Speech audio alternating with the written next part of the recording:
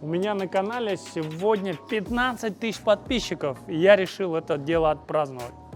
Все это, конечно же, благодаря вам, но цель у меня 100 тысяч подписчиков, и я уверен, в этом году мы с вами этого достигнем. С вас лайки и подписки, а с меня крутой контент. Ну, естественно, сегодняшний выпуск не про то, как я буду кушать макарунс. Давайте сходим в компанию, которая раскрутила вообще этот вид десертов, сделала его нереально популярным.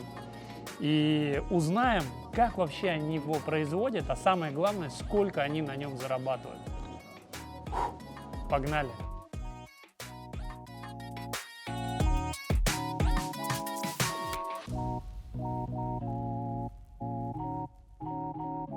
Мы с вами находимся в том самом месте, где производятся эти макарунс. Компания Street Baker. И сегодня я постараюсь приготовить их. В этом мне поможет Сабина. Она основала это, является совладельцем. Ну и я надеюсь, знает, как все это готовить. Сабина, идем к нам. Здрасте. Так, ну это... Ты знаешь, как готовить? Как готовить, знаю, да. Окей, тогда начнем. У меня, кстати, есть выпуск такой, где я в Куликовском с генеральным директором. Но мы там не готовим, а собираем торт. А у тебя мы будем готовить макарунс, да? Да. То есть да. мы прям сделаем вот эти Да. все плюшечки. Полностью сделаем крышки, сделаем крем, соберем и украсим, да? Да, погнали.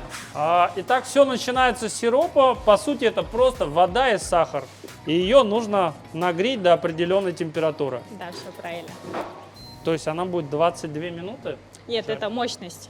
Мощность. Окей, Да. а сколько она так должна простоять? Обычно минут 5, может быть, 7 по-разному. Так, Нам нужно довести теперь его что до ну- 118 градусов. То есть здесь термометр. Когда 118 будет, он начнет пищать.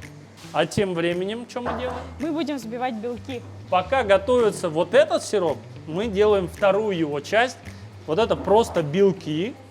Потом мы это все замешаем. Но нужно сначала взбить. Все. И теперь опускаем и Опускаем, закрываем. закрываем Всё, и отлично. запускаем, да? Нет, пока не запускаем. То есть нам нужно, чтобы вначале сироп достиг 115 градусов. Мы начнем включать белки и при 118 начнем заливать. Серьезно? Это так важно, чтобы Да. именно 118 Да, градусов да, было? да. Ну, смотря в какой вы стране.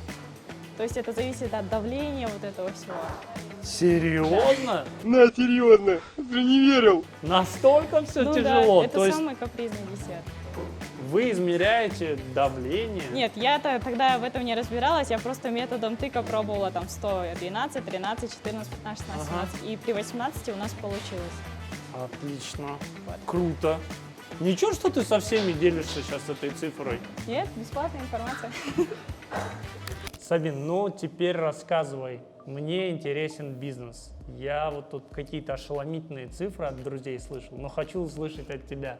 Давай начнем с самого начала. Когда ты вообще начала вот этот вкусный бизнес?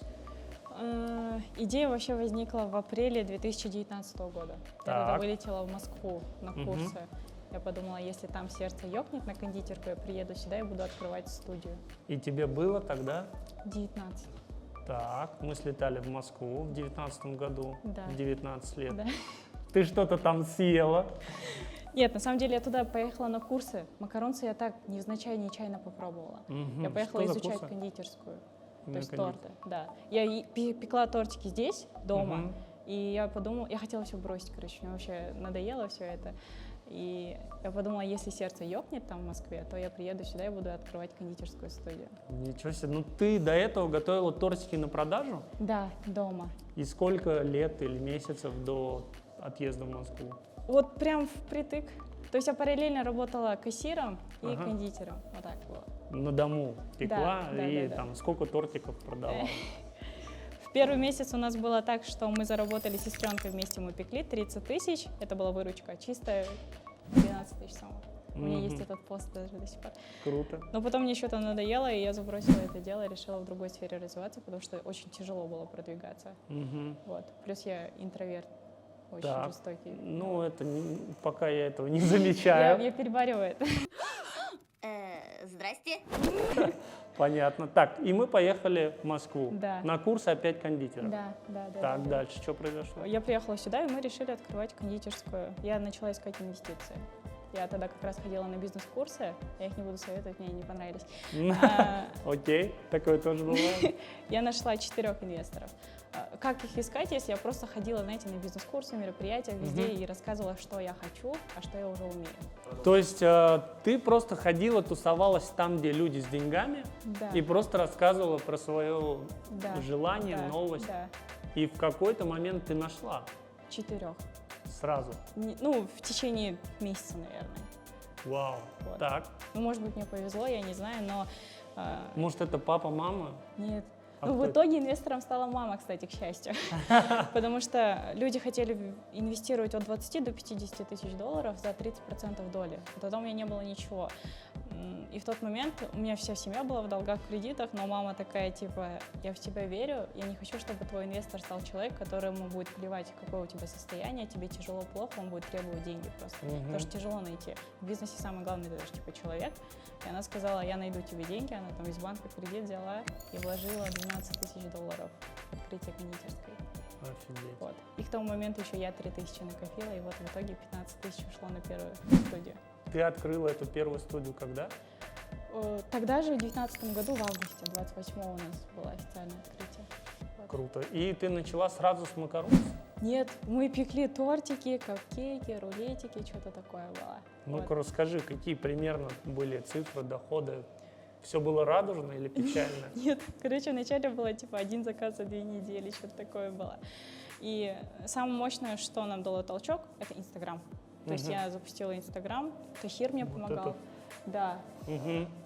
Тахир тогда был моим наставником, типа, знаете, когда в бизнесе продвигает. Да, Типа, да. у него была логистическая компания, он мне помогал вот развивать кондитерскую. Он мне говорил, надо делать необычные тортики, запускаем таргет. И, допустим, один тортик придет, там, условно, 2000 стоит, мы все деньги обратно в таргет. И то есть вот так вот мы до марта месяца, вообще не вытаскивая ни сома, все обратно вкладывали. С августа 19 по Март 2020, март пока 2020. карантин не стукнул.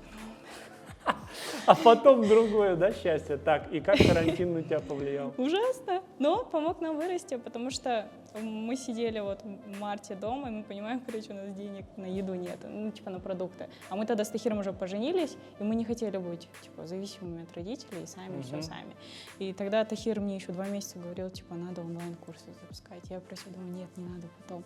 И вот карантин стал поводом, я сидела дома и подумала, блин, почему бы марафон не запустить, по приколу. Просто дома научить готовить кого-то, это было бесплатно, типа. Так. И этот марафон очень понравился людям. Мы 1,5 недели, что ли, его проводили, и после него люди начали спрашивать, я хочу курсы, типа, давайте курсы.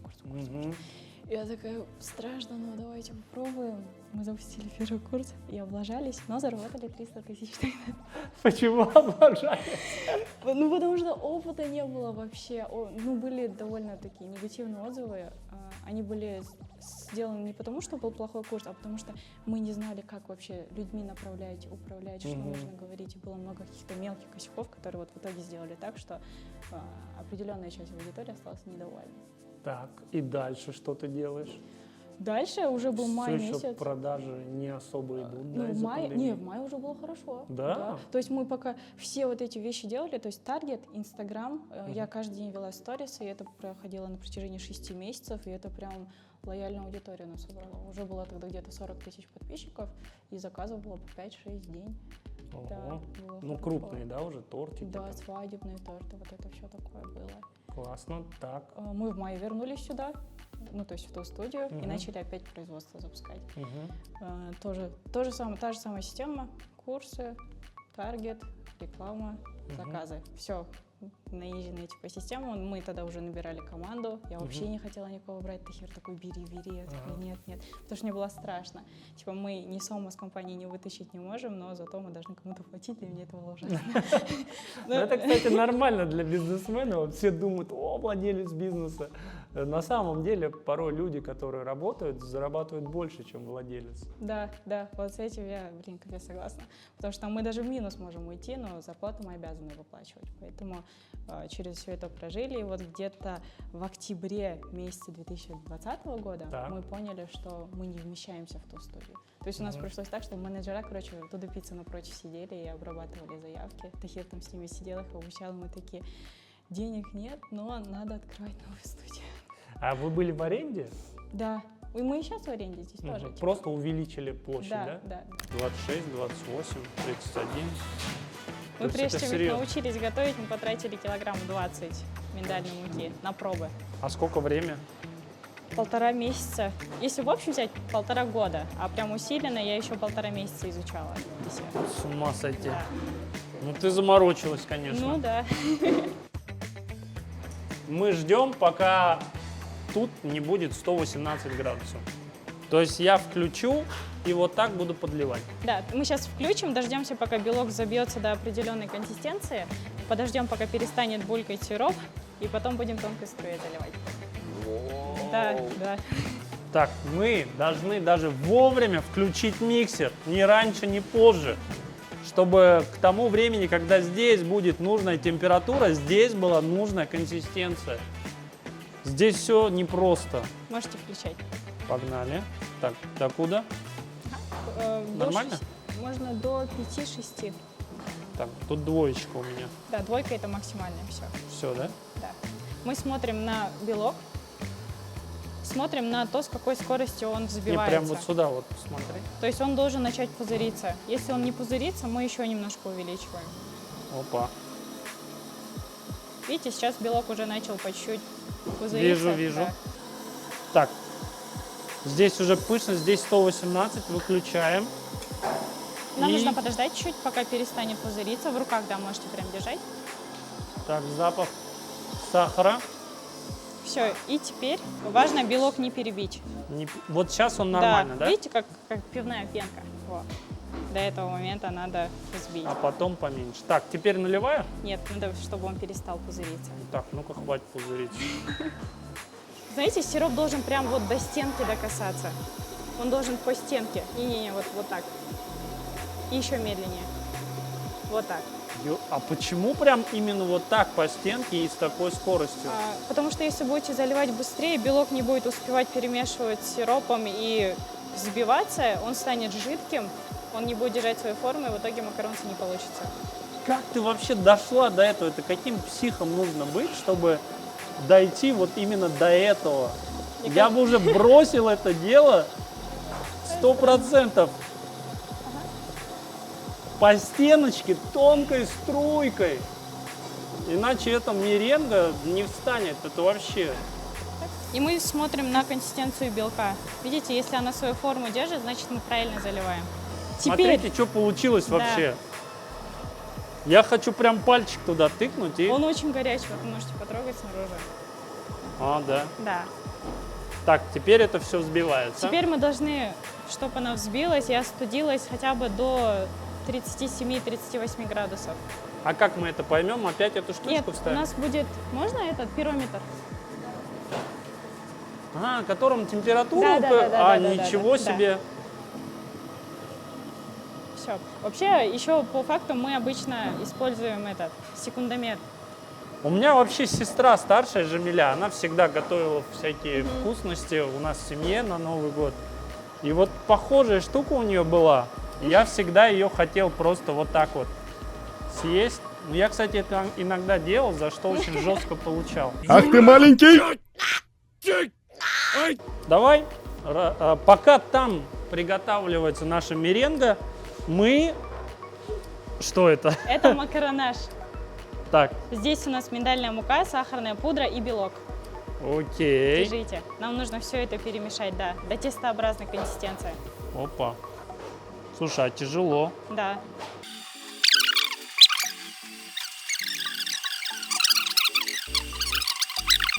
Слушай, у меня уже рука устала. Ну, если хотите, я доделаю. Нет, конечно. Ну, все, да. Кто на свете всех милее, всех прекрасней. Как это вот вообще будет выглядеть на камере? Я устал, да, держи. Ну, я реально устал. Вот, смотри. Однородное. И там уже время подходит. Еще чуть-чуть надо доделать. Без шуток тяжко вообще. Так, ну тут уже... Вот тут тепленькое, приятное. Да. Что-то он вообще Сейчас не... я вам этот дам. Лопаточку. Плюшку? Да. Ну, то есть вот это правильная меренга. Мы ее, знаете, вот так проверяем. То есть, вот. Чем Воу. длиннее носик, тем лучше сделана Ну-ка. меренга. Сейчас посмотрим, насколько длинный у меня носик. Сантиметров. И опа. Так, вычищаем, короче, эти сопли из носика. Да что ты, черт побери, такое несешь? И в какой момент произошел вот этот переломный момент? Вот в июле 2021 года.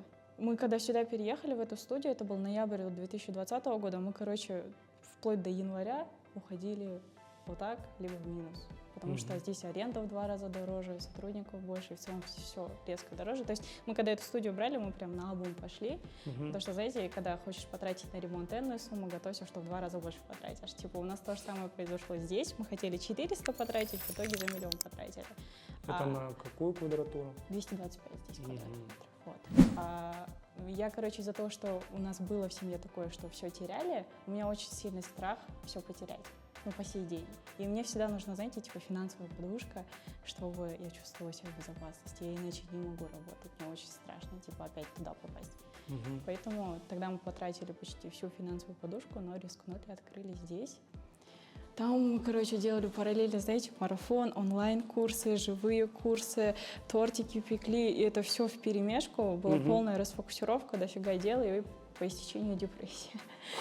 Это начало 21-го, да? Да, он был прям очень тяжелый, потому что мы тогда еще работали с продюсерами, знаете, которые типа помогают запускать курсы онлайн. Нет. Короче, это сейчас очень популярно, мы с ними хотели попробовать поработать, они выставили себя как прям крутые эксперты, мы такие, давайте.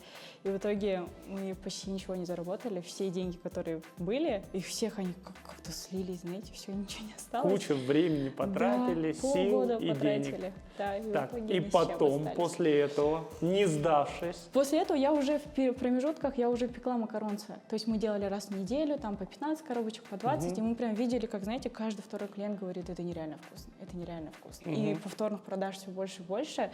И вот в июле месяце того года мы уже видим вот такую прям впритык макаронцы и торты. Но на торты нужно очень много времени и очень долго обучать кондитеров. И мне приходилось здесь быть каждый день. то есть людей нужно прям сильно вовлекать в это, да?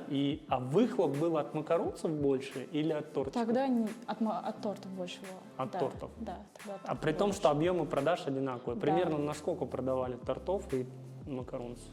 Я не помню. У нас тогда ежемесячный оборот, может быть, 300 был тысяч.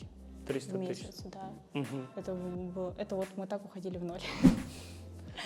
И вот в июле мы поняли, что нужен фокус. Вот прям если фокуса сейчас не будет, мы точно уйдем куда-то в пучину вниз. И был такой страшный момент, когда вот я, Тахир, Канышай, управляющая, мы сидели в комнате там в складе и решались отказываться полностью от тортов, хотя торты нам приносили вот ту сумму, чтобы мы хотя бы в ноль уходили. Но мы поняли, если мы откажемся от тортов, у нас будет прям фокус на макаронцы, их легче будет развивать, как В общем, монопродукт. вы взяли специализацию, да, такую? Да, на страх и риск, типа. Капец, столько раз рискнули, Да. я бы уже реально до валидоли сидел Не бы. говорите, я уже, да. Так, что происходит дальше? Я говорю, прям так больно.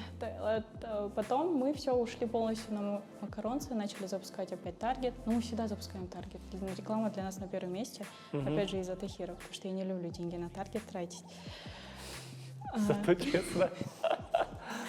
И вот так вот макаронцы, они месяц за месяцем набирали обороты, популярность. И осенью я поняла, что нужно лететь в Москву на курсы опять, изучать что-то новое, внедрять. Мы поехали в Москву, и это стало каким-то, знаете, типа инфоповодом. Я не поняла, как это произошло, но прям после лета, в осень у нас произошел какой-то бум. То есть макаронцы, они настолько стали популярными, что у нас спрос превышал в 2 раза предложения, которые мы можем дать. Ну-ка, подожди, до поездки в Москву сколько продавали макаронцев? Сколько мы продавали макаронцев? Штук, да? Да. 13 тысяч макаронцев вы продали за 1 месяц? Да. До вылета в Москву? Да. А потом вы полетели в Москву и продали уже сколько макаронцев? У нас, короче, X2 каждый месяц был, примерно так. Вот на Каждый декабрь, месяц? Да. То есть вы росли примерно со скоростью 60-80% в месяц? Да? По объему Я продаж? просто математикой не дружу. Офигеть, ну это очень крутые цифры. Спасибо. Но, допустим, за 2,5 года, пока мы существуем, за все эти месяцы мы еще ни разу не вытащили дивиденды. В это я верю. Вот. Все деньги обратно инвестируются в компанию. У нас единственное прям классно. Вот за декабрь мы сделали 61 тысячу, да, макарон. 61 тысячу. Какая средняя стоимость одного макарона? 137, 135, 137. 135 сом, 60, сколько ты сказал? 61 тысячу. 61 тысячу макарон. Офигеть. Все? Пойдет. Пойдет? Вот это Пойдет. убираем, да? Да, это все. Можно уже. я попробую? Хорошо.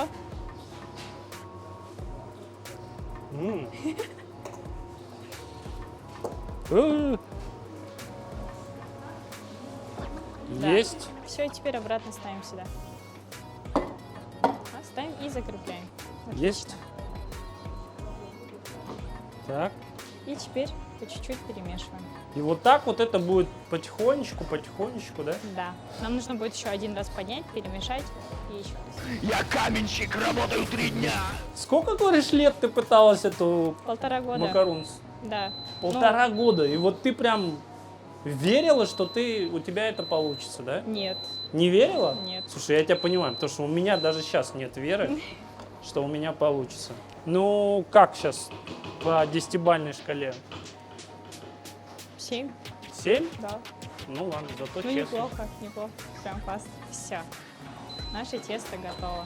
Теперь нужно домешать тесто нам снизу. Так, второй подход, да, начался? Ладно, начинаем мешать.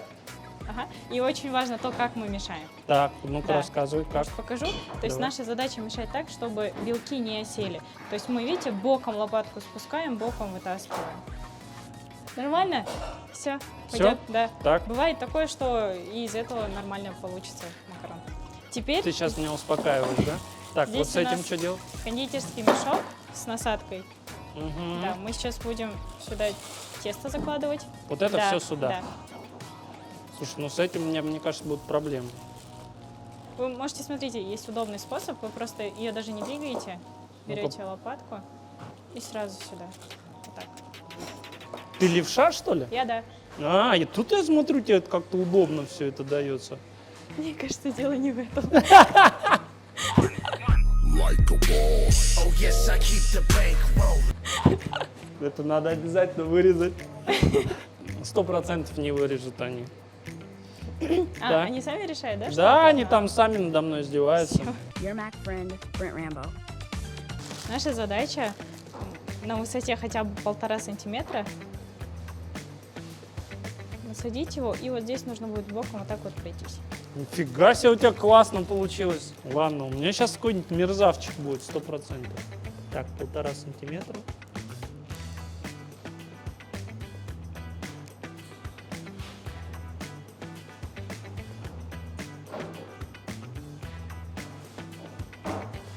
Ну вот. Вообще неплохо. Очень Нормально? даже, да.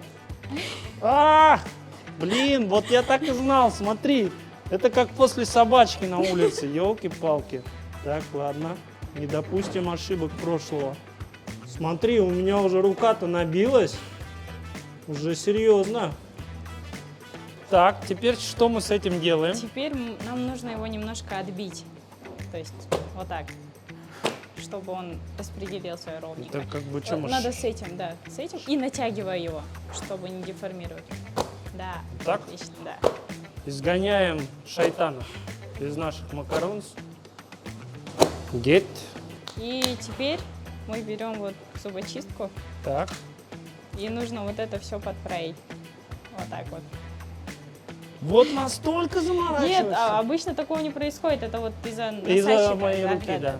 То есть Спасибо. они уже... Слушай, а если я сейчас тут напишу какой-нибудь, оно останется? Да. Если какой-то узор оставите, да, он останется. Серьезно. Да. Давай на одном типа Зорро сделаем. Так, шиш-шиш. Давайте. Вот он, Зорро. А вот это вот, ну он некрасивый, он будет вот тут букву А напишем. И мы их в печку. Да. У тебя, кстати, печки навороченные, я тебе хочу сказать. Сколько стоит одна Стойте, такая печка? стойте, подождите. Еще не все, еще не все, еще не все. А? Еще не все. В смысле еще не все? Нам нужно закрепить просто, вот, с 4 сторон желательно, вот так вот. И все. Все. Все, мои первенцы пошли. Красавчики. Недавно было, вот я смотрю, сердечки, 14 февраля. Да. Как вы этот день пережили? Это было ужасно. Мы к нему не подготовились вообще, потому что у нас сейчас и так много задач, и я так просто внедрила новое оформление, как инфоповод, по приколу тоже. И получилось так, что у нас было плюс 1000 непрочитанных сообщений, все макаронцы забронировали за день до этого праздника, и у нас целый день люди писали, звонили, недовольные сюда приходили, типа, где макаронцы? У нас так каждый праздник. Вы не смогли предоставить нужное количество Да, макарон. да. Сколько примерно заказов вы упустили 14 февраля? Блин, ну точно, ну дофига. То есть вы, когда большой наплыв клиентов, вы сокращаете ваши заказы в кафе Да, в кофе. и отдаете вот частным Да, клиентам да, как можно больше. И да. даже при этом Вообще не хватает. вы там Да. тысячи заказов упускаете. Офигеть. Вы сейчас ищете новых инвесторов? Нет. Нет, вы кредит какой-то берете. Нет, я- Какой у вас план дальнейший? Вот, судя по всему, все идет хорошо и нужно успеть вырасти. Как вы хотите вырасти? Пока что все хорошо. Но мы сейчас начали недавно поставлять макаронцы в Дубай. У нас партнер появился в Аше. Туда сейчас поставляем. Там тоже еще макаронцы не доехали, уже все распродалось заранее. Я просто сторис сделаю, и там все раскупают, типа. И сейчас хотим в марте в Алмату выезжать. Офигеть. Вот. Сколько на сегодняшний день вы продаете макарунцев? Примерно 2000 штуки в день. 2000 в день. Да. А ваше производство насколько может производить максимум? 2000 в день, да. Если больше, но чуть уже качество начинает портиться, поэтому мы, если стараемся увеличивать, то поэтапно. То есть у тебя непростая история, как Да, ты к этому история пришла? тяжелая. Расскажи, пожалуйста. Потому что зрителям важно, очень многие вот в таком тяжелом состоянии, да, все бросают, Да, перестают да. мечтать, Да. и именно в этот момент какая-то искра уходит. Как у тебя было и как ты это преодолел? Короче, я попрошу маму не смотреть это видео. Не смотрите, мама. Ну, у нас все началось с того, что мы были очень, оказывается, говорю, это важное слово, обеспеченной семьей, потому что родители нас всегда растили, что мы этого никогда не понимали. Мы думали, что все живут так и все.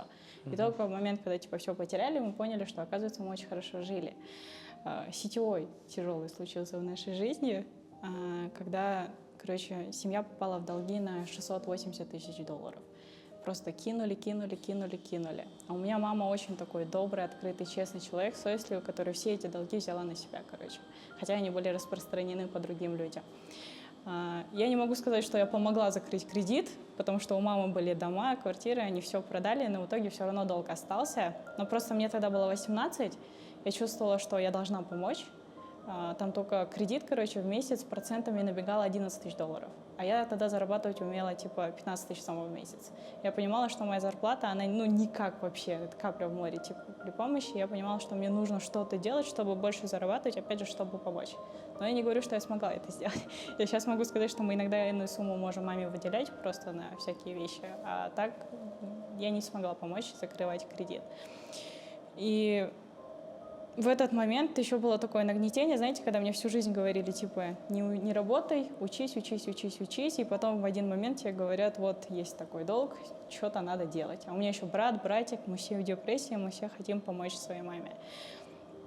И все ушли в разные направления и пошли работать. То есть каждый искал способ, как он может это сделать, и я поняла, что мне нужно на бизнес-курсы. Я благодарна, что именно на бизнес-курсах я встретилась тогда вот с Тахиром, с наставником. То есть я поняла тогда силу окружения, насколько мне нужны были люди, которые работают, готовы погрузиться в эту атмосферу, чтобы тоже зарядиться этим и начать работать. И вот в момент, когда я ушла в это окружение, я начала работать без остановки. В целом я поработала и официантом, да, кассиром работала, администратором, барменом, маркетологом, кондитером вот потом поработала, потом в ресторане кондитером готовила свадебные торты. Это за какой период? 2 года. 2 года? Да. Это тебе было 16 лет? Нет, в 16 я работала. Основной тяжкий этот начался вот в 17,5. То есть я пока открывала кондитерскую, я еще параллельно работала кондитером в ресторане, чтобы деньги подзаработать. Офигеть вообще. Ну вот. И с этого всего и начался бизнес. То есть желание помочь и быть еще параллельно независимым человеком. потому что я понимала, что когда финансы не твои, а родительские, они решают, что с этими деньгами делать. Ты не можешь чувствовать себя в безопасности. А когда ты сам это можешь контролировать, то ты можешь обеспечить себе именно безопасность. Поэтому по сей день, допустим, я очень всегда переживаю именно за то, чтобы не потерять все.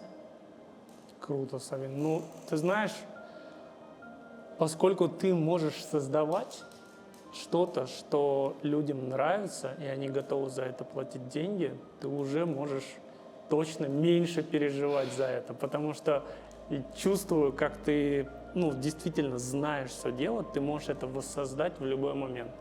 И имея такой бэкграунд, я думаю, найдутся куча людей, которые захотят тебе, если что, в этом помочь. Так что вообще не переживай, очень крутая история, ребят. Спасибо.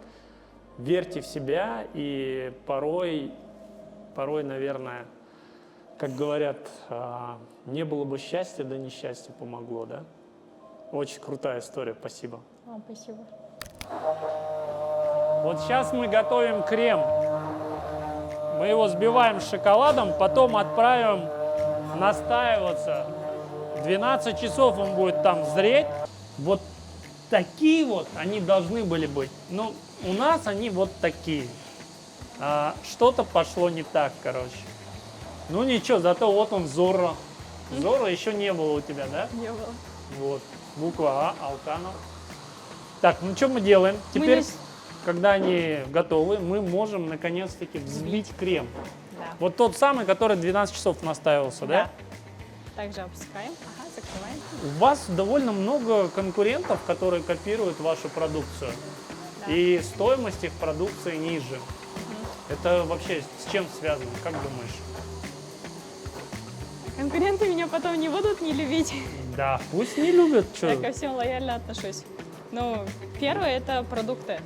То есть у нас из-за того, что мы все продукты используем высокого качества, у нас себестоимость очень высокая. Плюс люди, которые работают дома, у них нету таких расходов, как у нас. И плюс, наверное, третье – это личный бренд, я считаю, потому что мы за это всегда чуть выше. Потому что уровень ответственности вот этого всего тоже выше. Потому что, знаете, один макарон что-то не так будет, все винят только меня. Понятно. То есть не зря все-таки вкладывал, да, в продвижение в Инстаграм. Это дает вот эту добавленную стоимость. Да. Но мне всегда, Мотайте на ус. мне больше нравится то, что люди доверяют больше. У тебя есть ответственность, которую ты должен оправдывать. Слушай, я слышал то, что в Дубае твои макаронс продаются по 650 сом за штучку и уходят в лед. Это правда? Да, да. Они еще ждут вторую поставку пока. Офигеть. Ребят, может быть, надо выпуск «Как стать представителем» вашего завода. Вам нужно лопаткой его перемешать. Опять, да? Да. Я хочу облизнуть лопатку. Нюхай бебру. Ага, подожди, у меня вот эта штука есть. Ее-то могу лизнуть? Потом вырежете или это будет внутри? Короче, не Может, дают вам мне. ложку дать? Так, Все. И теперь окей. снова в кондитерский мешок. Так, а что с этим товарищем? Все, он остался лишний. Лишний? Да. Вообще мы отправляем на следующий замес, но эти подарим Чингизу. Мужчина, да сдались мне эти ваши крекеры. Также держим, как макарон насаживали, на таком уровне примерно.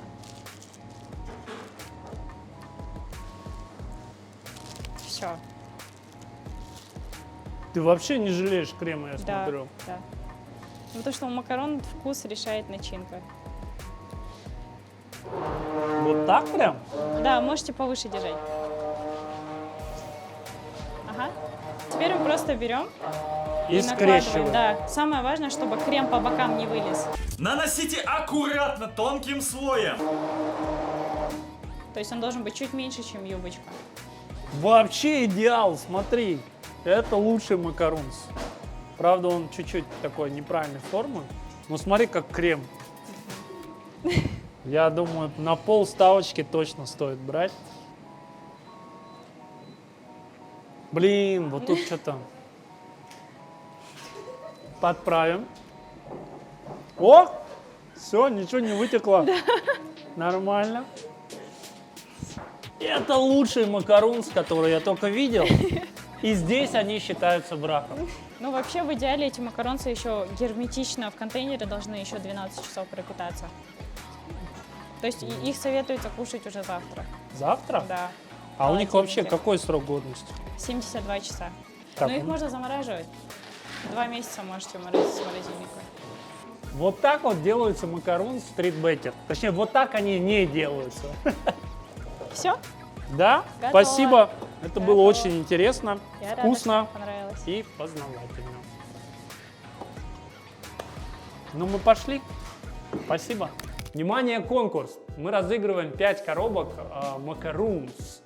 И чтобы их получить, вам нужно подписаться на мой YouTube-канал, конечно же, поставить лайк, а в комментариях написать, сколько может произвести компания Street Baker Macaroons в день. Мы рандомно выберем победителя, и вы узнаете, кто выиграл на следующей неделе в среду на моей инстаграм-страничке. Давайте посмотрим, как этот бизнес влияет на экономику страны. Здесь в компании Street Baker работает около 45 человек. Каждый знает свою работу. Но помимо этого, компания уже активно начинает экспортировать свою продукцию. Сейчас уже начались продажи в Дубае. Не за горами экспорт в Казахстан. Ну а дальше больше. Уже, можно сказать, появится еще один крупный экспортер. В общем, с экономикой страны все ясно. Сейчас посмотрим, как Macaroons повлияет на мое тело. Крайне положительно. Настроение уже улучшается. Офигенный выпуск, люблю свою работу. Воу-воу-воу, подождите, произошел важный момент. У меня уже на канале 15 тысяч подписчиков. И я поздравления хочу принимать не в виде Macaroons, а в виде лайков. Давайте поставим 15 тысяч лайков под этим видео, и Сабине будет приятно.